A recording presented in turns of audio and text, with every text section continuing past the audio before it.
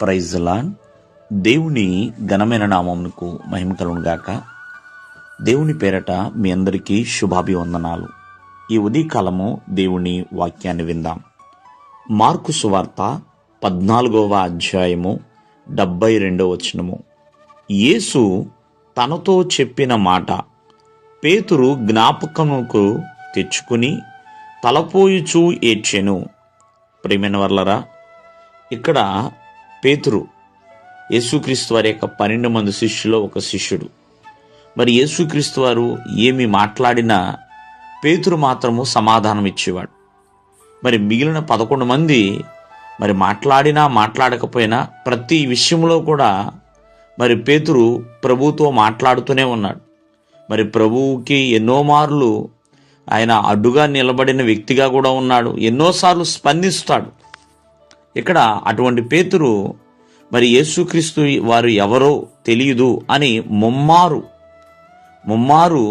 మరి ఆయన తెలియచేసిన తర్వాత యేసుక్రీస్తు వారు ఆ విషయాన్ని తెలియజేస్తారు. ముందుగానే నువ్వెవరో నాకు తెలియదని మరి కోడి కూయికి ముందే ముమ్మారు చెప్తావని ఆ విషయాన్ని జ్ఞాపకం చేసుకుని మరి ఎంతగానో వేదన దుఃఖానికి పడతాడు.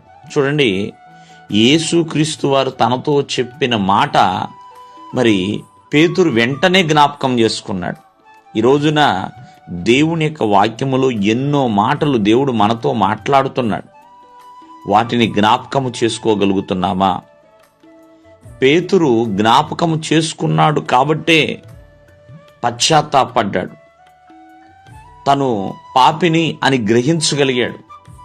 అయ్యో, నేను ప్రభువు ఎవరో తెలీదు అని ఇలాగా మాట్లాడానే అంటూ ఎంతో వేదనకి గురయ్యాడు. మరలా ఎన్నడూ కూడా పేతురు అలా నడుచుకోలేదు. ప్రభువు బిడ్డగానే జీవించాడు. 12 మందిలో ప్రాముఖ్యమైన వాడిగానే జీవించాడు. ప్రభు అంటే ఎంతో విశ్వాసానికి గురయ్యాడు.